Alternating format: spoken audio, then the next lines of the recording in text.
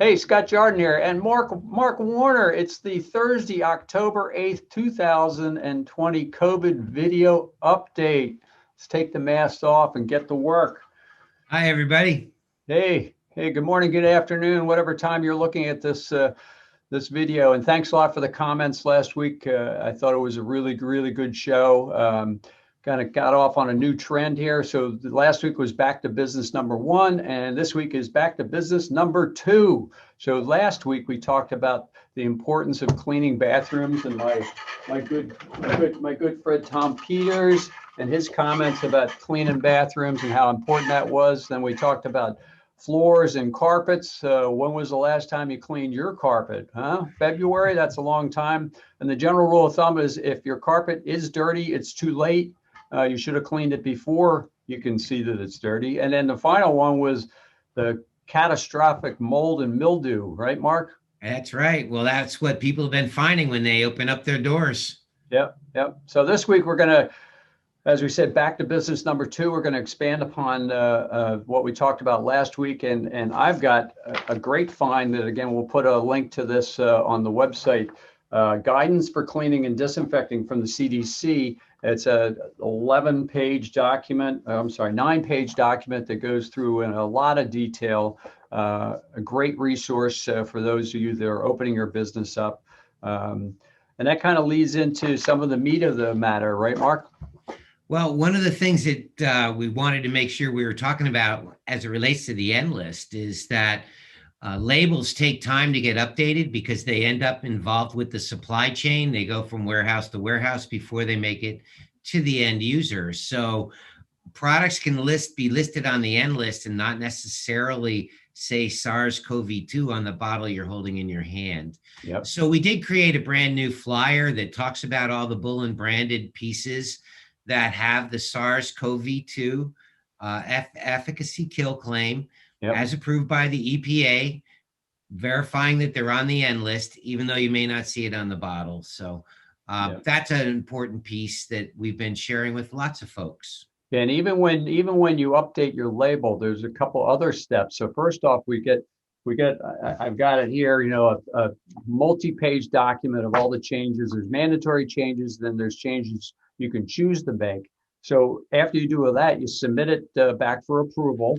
Then you get approval, but it's not done yet because then you have your state registrations that have to be updated as well. Certain states want to see your labels. Other states don't care. They just want to get the fee that they're charging for the registration. But California and New York, so even after, let's say we get our approval today, we then have to submit it to California and New York for their approval. And we have, I think I talked about this a little bit last week. You have to, if you want to go immediately with the newest label, you have to have two sets of inventory because you can't sell into California or New York until they approve the updated label, and that could take up to 2 months. So you've got a choice there as to how fast you roll it out. So you're going to see a lot of this kind of different formats. Some labels with it on it, some labels with it not on it, but the end list gives you a clear indication of what's approved and what isn't, irregardless of whether or not the label says it. It's a little confusing, but at least it's clearly defined by the EPA. And we actually had our art department took snippets right off the end list, kind of plugged it into a flyer that we could use to support everybody that's working with products like Spray and Go and Eric 75 and Potent AB and others. They're all listed on there. So it gives you an indication or way of putting it at ease that these products do effectively deal with SARS-CoV-2, the virus that causes COVID-19.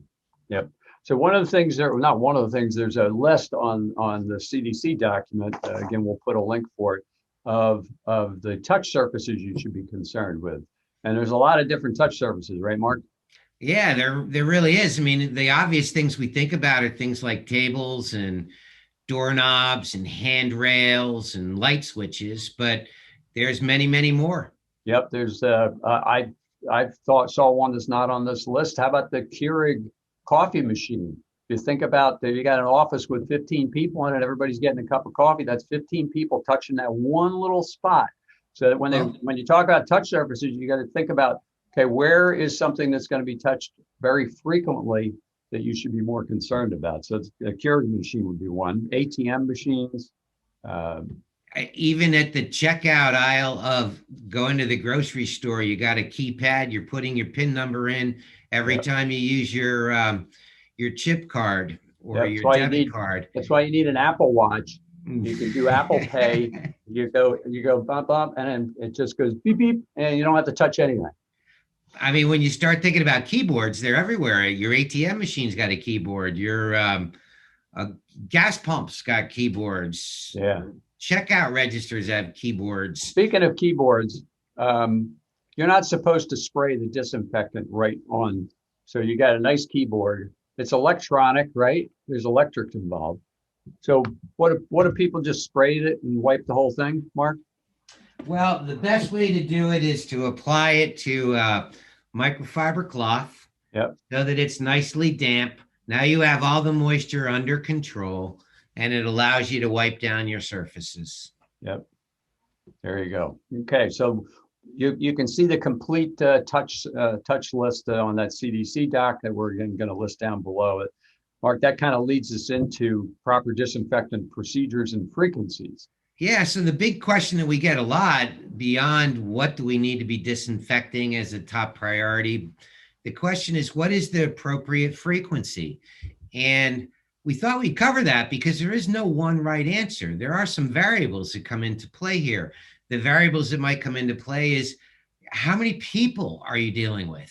I mean, a church or a synagogue may be dealing with heavy traffic 1 day a week, where you might be dealing with a hospital that's dealing with heavy traffic 7 days a week, 24 hours a day. Vastly different. So frequencies need to be adjusted based on the amount of traffic. So that's kind of important to put out there.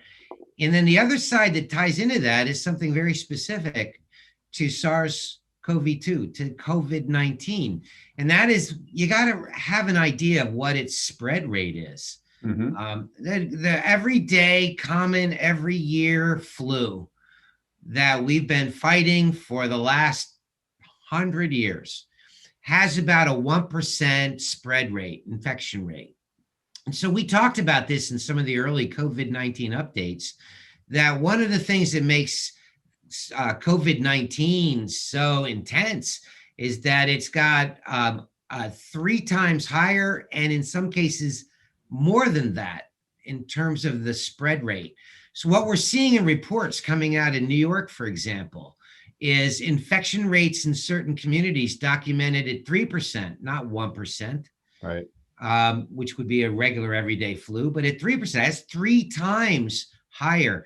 And there's some communities outside of New York that are registering as high as a 6% spread rate. So we can use that information. We can take a look at the traffic we've got. The big thing that I get in terms of questions, Scott, is do I need to disinfect after every single person comes through the door? Or every single person comes to my register? That would be wonderful if that happened, but that's like way overkill in reality. And not a lot of people can afford both the time, the labor, and the cost to disinfect after every person. So let's use the math. If it's a 3% infection rate worldwide, that means there's a possibility that 1 in every 32 people has COVID. So if you want to figure out what is the minimum level of having to do frequent disinfection, I guess you can use that math and say after every 32 people, it ought to be disinfected. Now you've got the possibility of eliminating all causes because it's 1 out of every 33 people have it. So that would take you down to a minimum level that you could still be consider doing your due diligence. In this county in New York, Scott, that's got a documented 6% spread rate, my message to them would be different. It would be, look, if 1 in every 16 people are potentially infected, then your minimum frequency ought to be 1 in every 15. Right. Now, again, I'm bringing that up because I'm giving you like the brass tack minimum. Maximum, yeah, you can disinfect after everybody comes through, after each and every person. You disinfect the taxi cab after each and every rider. But we're trying to put this into a real perspective of where it is where we're doing the most effective work. And if we're only disinfecting after every 200 people came through, there's a spread happening. Yeah. I think about what I remember at airport kiosks. Although they always tried to deal with keeping them clean, there were probably several hundred people that would go through a kiosk before being wiped down. Yep. And when you've got that level of traffic, you have to actually increase your frequency. And I'm getting those questions all the time, Scott. What can I use as a measurement? What can I use as a standard?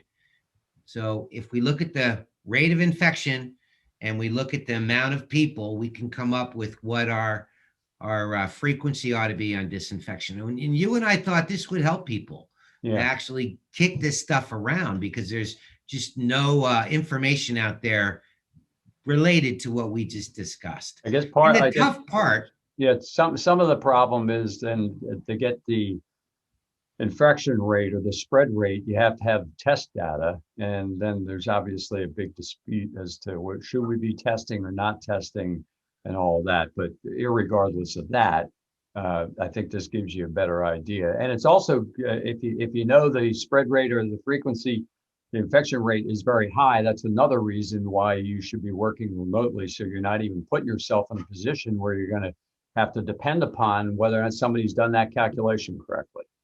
Well, the weird part about the calculation too is there's a lot of things that you can measure.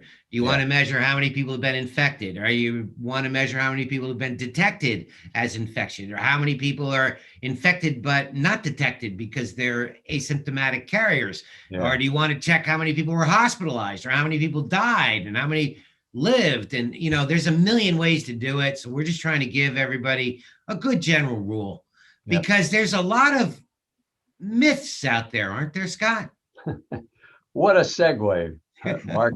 Well, we have germwashing.com, which is to identify and help us kind of run down the false claims that are out there, just because we get these calls and emails all the time saying, what about this product? So we thought we should put up a website to kind of a clearinghouse.